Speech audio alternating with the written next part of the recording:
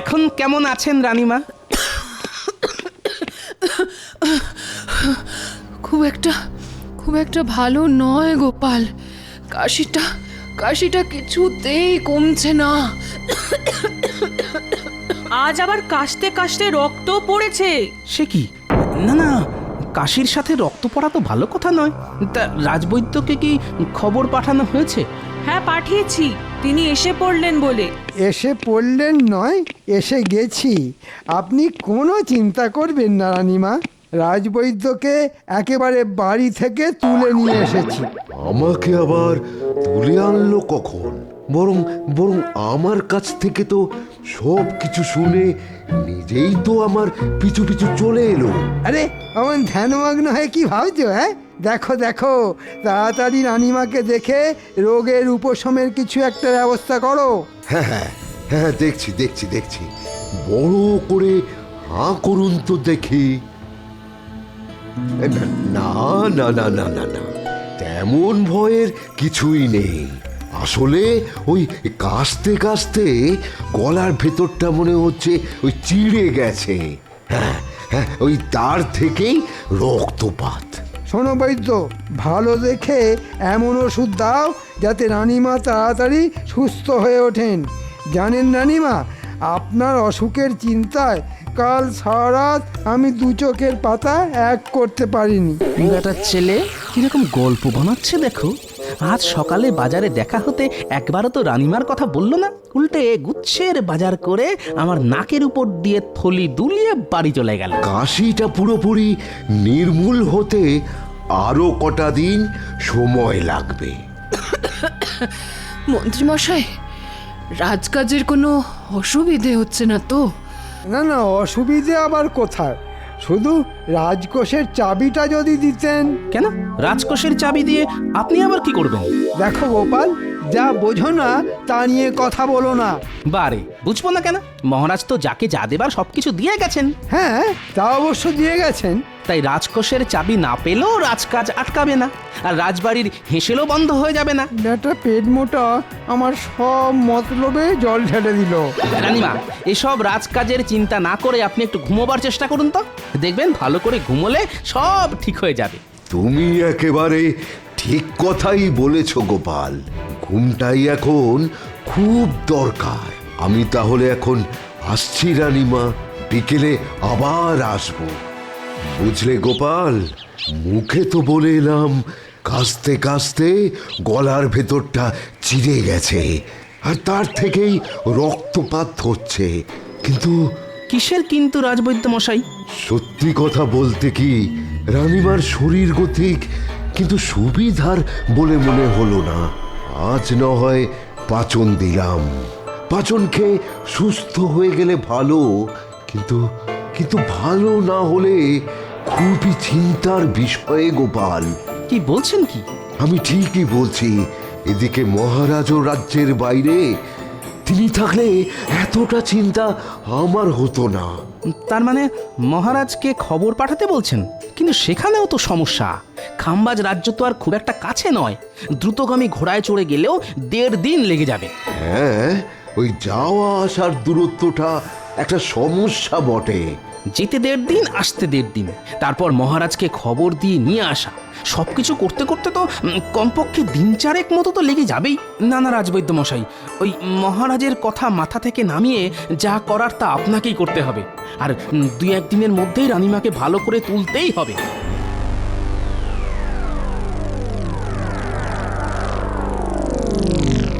কি গো, পাতের উপর মাছ নিয়ে কি এত ভাবছো?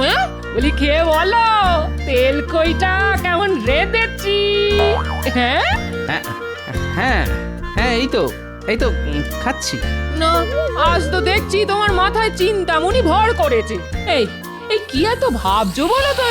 ভাবছি মানুষ দূরে কোথাও চলে গেলে বিপদে আপদে তাকে খবর পাঠাবার কোনো ব্যবস্থাই নেই আমাদের কাছে।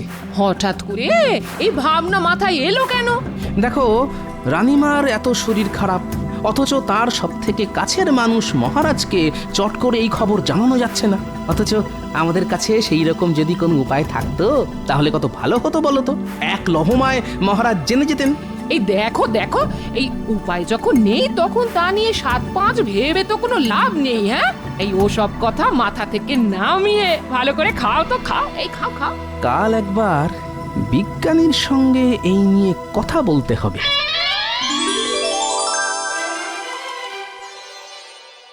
রানীমা, ফল খাওয়ার পর ওষুধ খেতে হবে কিন্তু। আর কত ওষুধ খাবো বলতো? এখন তো আমি অনেকটা সুস্থ আছি। কাশিও তো তেমন নেই বললেই চলে। তবুও রাজবৈদ্য মশাই নিয়ম করে ওষুধ খাওয়াতে বলে গেছেন। ভেতরে আসবো রানীমা? হ্যাঁ হ্যাঁ, এসো এসো। এখন কেমন আছেন রানীমা? ভালো আছি বৈদ্যমশাই। সত্যি কথা বলতে কি, আপনি ধন্যন্তরী। আপনার ওষুধ যেন কথা বলল। যাক বাবা, ফাঁড়া কেটে গেল। এই কথা কেন বলছো গোপাল? বলছি কি আর সাধে, এদিকে আপনি গুরুতর অসুস্থ, ওদিকে মহারাজ শতেক যোজন দূরে। চিন্তায় তো আমাদের হাত পা পিঠের মধ্যে সেঁধিয়ে যাচ্ছিল। ওষুধটা কিন্তু নিয়মিত খাবেন, আর তেমন কিছু বুঝলে সঙ্গে সঙ্গে আমাকে খবর পাঠাবেন। এখন তাহলে আসি রানীমা। হ্যাঁ হ্যাঁ, আসুন আসুন।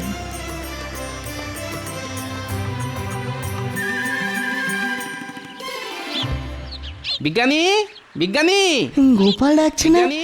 দাঁড়াও দাঁড়াও, আসছি। কি ব্যাপার, হঠাৎ না বলে না কয়ে আমার বাড়ি পথ ভুল করেছো? ভেতরে চলুন, কথা আছে। হ্যাঁ, এবার বলো কি কথা? আচ্ছা বিজ্ঞানী, ধরুন কোনো মানুষ দূরে কোথাও কাজে গেল, হ্যাঁ, সে তো যেতেই পারে। এর মধ্যে তার বাড়িতে কোনো বিপদ ঘটলো, হ্যাঁ, সে তো ঘটতেই পারে। তাহলে মানুষটা সেই খবর পাবে কি করে? হ্যাঁ, হঠাৎ এই প্রশ্ন কেন? আপনি তো জানেন রানীমার শরীর গতিক ভালো যাচ্ছিল না। হ্যাঁ, কথাটা শুনে অবধি খুব চিন্তায় আছি গোপাল। তা আজ কেমন আছেন উনি? একরকম সুস্থ হয়ে গেছেন, যাক বাবা, নিশ্চিন্ত হওয়া গেল। কিন্তু আমি যে পুরোপুরি নিশ্চিন্ত হতে পারছি না বিজ্ঞানী। কেন? ধরুন রানীমার যদি বাড়াবাড়ি হতো, তাহলে তো সেই খবর মহারাজকে পাঠাতেই 1.5 দিন লেগে যেত।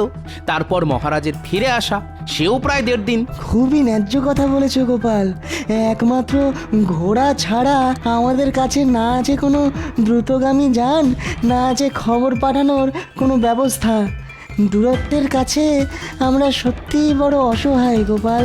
বিজ্ঞানী হয়েও আপনি এ কথা বলছেন? আচ্ছা, বিজ্ঞান কি এমন কোনো যন্ত্র আবিষ্কার করতে পারে না যা দিয়ে বিপদে আপদে দূরের লোকের সঙ্গে খুব তাড়াতাড়ি যোগাযোগ করা যায়? ব্যাপারটা নিয়ে আমিও এক সময় ভাবনা চিন্তা করেছিলাম গোপাল।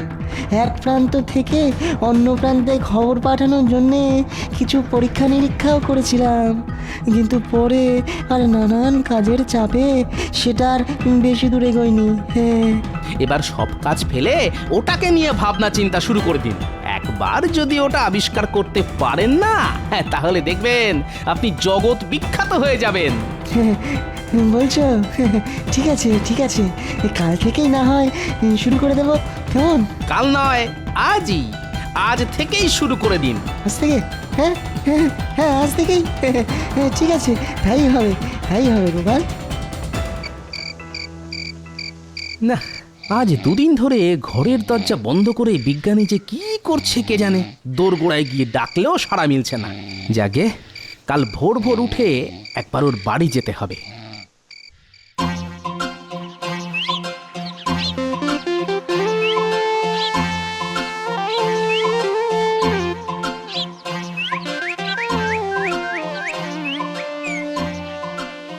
এই দেখো গোপাল, এখন এই বাটির মতো দেখতে পাত্রটা কানে চেপে ধরে দূরে চলে যাও, অনেক দূরে, ওই ওখানে। আমি এই বাটিটায় কথা বলছি, দেখি তুমি শুনতে পাও কিনা। গোপাল, গোপাল, আমার কথা শুনতে পাচ্ছ? কি গো, শুনতে পাচ্ছ? না, কিচ্ছু শুনতে পাচ্ছি না। দেখো তো এবারে শুনতে পাচ্ছ কিনা। না, শুনতে পাচ্ছি না কিছু। কিছু শুনতে পাচ্ছ না? আচ্ছা, কি করি, কি করি? হ্যাঁ, আচ্ছা আচ্ছা গোপাল, যন্ত্রটা নিয়ে তুমি তোমার ঘরের চালের ওপরে ওঠো তো, তারপরে দেখো শুনতে পাও কিনা। কি গোপাল, শুনতে পাচ্ছ? হ্যাঁ হ্যাঁ, এবারে পাচ্ছি, তবে আস্তে আস্তে। কি গোপাল, এবারে শুনতে পাচ্ছ? হ্যাঁ বিজ্ঞানী, শুনতে পাচ্ছি, শুনতে পাচ্ছি, একদম স্পষ্ট শুনতে পাচ্ছি। কিছু একটা হচ্ছে মনে হচ্ছে, আড়াল থেকে শুনতে হবে।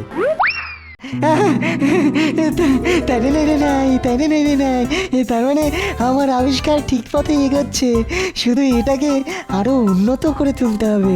হ্যাঁ, তাই করুন বিজ্ঞানী। আর একবার যদি দূরের লোকের সঙ্গে কথা বলার যন্ত্র আবিষ্কার করে ফেলতে পারেন না, তাহলে দেখবেন সারা দুনিয়া আপনাকে কেমন মাথায় তুলে নাচবে। দূরের লোকের সঙ্গে কথা বলার যন্ত্র আবিষ্কার, ওরে বাবা, তাহলে তো ওটা হাতাতে হবে, তারপর সাহেবদের কাছে বিক্রি করে অনেক টাকা। রাজকোষের চাবি পায়নি তো কি হয়েছে, এবার এই যন্ত্র হাতিয়ে দ্বিগুণ কামিয়ে নেব।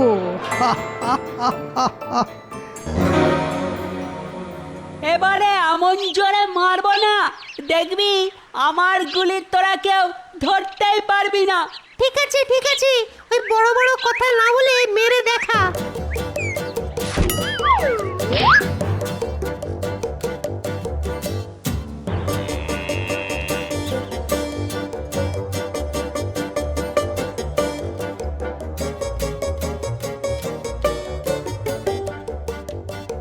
বুঝলি পুরি, এই মাঠটা না খুব সুন্দর, কাল থেকে আমরা রোজ এই মাঠেই খেলতে আসবো। কিন্তু একটাই মুশকিল বুঝলি, এই মাঠটা আমাদের বাড়ি থেকে অনেক দূর। আর কত দূর? মাত্র আধ ঘন্টার তো পথ। তাছাড়া আমাদের খেলার মাঠে তো গরু চড়ছে, ওটা মাঠ না গোয়াল ঘর বোঝাই যাবে না। যেদিকেই তাকাও গোবর আর গোবর। ঠিক আছে রে ন্যাপলা, কাল থেকে আমরা এই মাঠেই খেলতে আসব। আরে আরে, মন্ত্রী মশাই এদিকেই আসছে না? তাই তো, এদিকে সাহেবদের বাড়ি ছাড়া তো আর কিছুই নেই। তাহলে হয়তো সাহেবদের সাথে দেখা করতে আসছে। চল লুকিয়ে পড়ি, তারপর দেখতে হবে সাহেবদের সঙ্গে মন্ত্রী মশাইয়ের কি দরকার।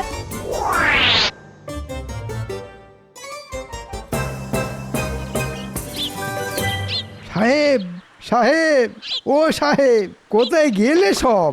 আরে মন্ত্রী, কি ব্যাপার? What happened? একটা দারুণ খবর নিয়ে এসেছি সাহেব। বলো বলো, কি খবর? আমাদের বিজ্ঞানী একটা দারুণ যন্ত্র আবিষ্কার করে ফেলেছে। হ্যাঁ গো সাহেব, দূরের লোকের সাথে কথা বলার যন্ত্র। দূরের লোকের সহিত কথা বলার যন্ত্র? How rubbish! How strange! আমরা এতদিন যা পারিলাম না, সামান্য একজন কালা আদমি তাহা করিয়া ফেলিল। না না না না না, ই একেবারে হইতে দেওয়া যায় না। হ্যাঁ, তা তো যাই না সাহেব, তাই আমি ওটা গোপনে তোমাদের হাতে তুলে দিতে চাই। বহুত আচ্ছা, বহুত আচ্ছা। যেমন করিয়া পারো ওই যন্ত্র আমাদের হাতে আনিয়া দাও। তা না হয় দেব, কিন্তু তার বদলে আমি কি পাবো? বলো, কি চাও তুমি? তেমন কিছু নয়, মাত্র 1000 মোহর। ঠিক আছে, তাই পাবে। আগে ওই যন্ত্রটা তো আনিয়া দাও।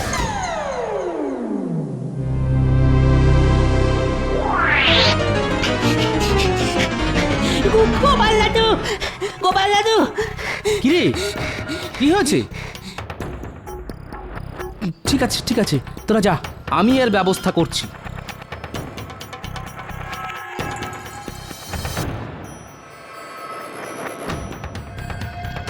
বলো কি গোপাল, মন্ত্রী এত বড় একটা খারাপ কাজ করতে পারে?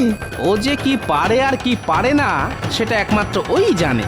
কিন্তু আমাদেরও এর একটা উপযুক্ত জবাব দিতে হবে। যন্ত্রটা লুকিয়ে ফেলতে বলছো? না না, লুকিয়ে ফেললে তো খেল খতম হয়ে যাবে। শুনুন, এমন কিছু একটা করুন যাতে বাক্সের হ্যান্ডেল ঘুরিয়ে যন্ত্র চালু করলেই দুম করে ফেটে যায়। খুব ভালো বলেছো গোপাল, এটাই হবে শটে শটাং সমাচারের। আমি বাক্সের ভেতরে বারুদ ভরে রাখবো। তাহলে বুঝতে পারলি তো কি করতে হবে? জলের মতো বুঝে গেছি। ওই বিজ্ঞানীর হাত পা বাঁধবো আর যন্ত্রটা হাতিয়ে এনে আপনাকে দেব।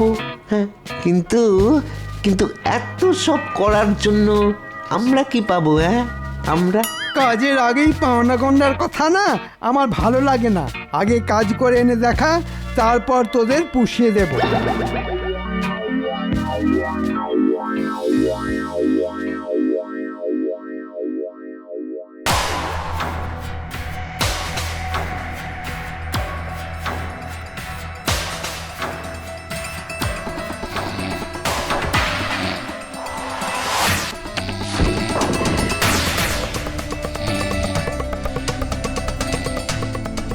বুঝলি ঘটা, এটাই মনে হচ্ছে সেই যন্ত্র যেটা মন্ত্রী মশাই হাতাতে বলেছেন। তাহলে তাহলে চল এই যন্ত্রটা নিয়ে পালাই। হ্যাঁ, কিন্তু কিন্তু বিজ্ঞানীর হাত পা পাততে হবে তোরে। দরকার নেই, ও বেটা ঘুমিয়ে একেবারে কাঁদা।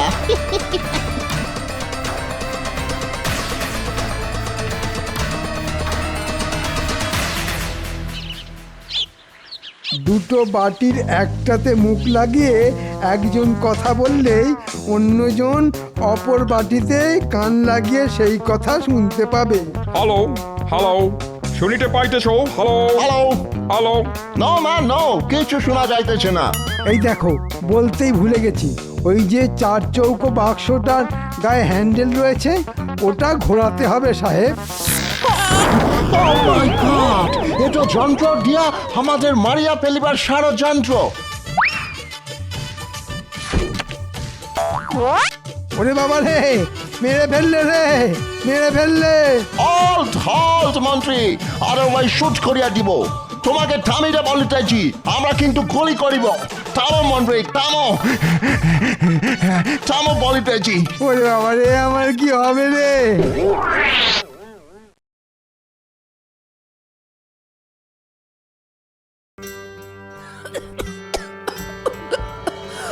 আহারে, কাশিটা বড্ড বেড়েছে।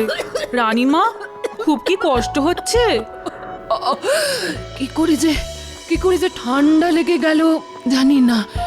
তার উপর তোদের মহারাজ আজ আবার খামবাজ রাজ্যে যাচ্ছেন। যাবার সময় তার কোনো সাহায্যেই লাগতে পারলাম না। সে আপনি আর কি করবেন বলুন? শরীরের ওপর তো কারো কোনো হাত নেই। রাজবুদ্ধি মশাইয়ের পাঁচন খাচ্ছেন, দেখবেন 2-1 দিনের মধ্যেই ঠিক সুস্থ হয়ে উঠবেন। সুস্থ হয়ে উঠলেই বাঁচি, এভাবে এভাবে রোগী হয়ে সারা দিন বিছানায় পড়ে থাকা আমায় কি মানায়? কি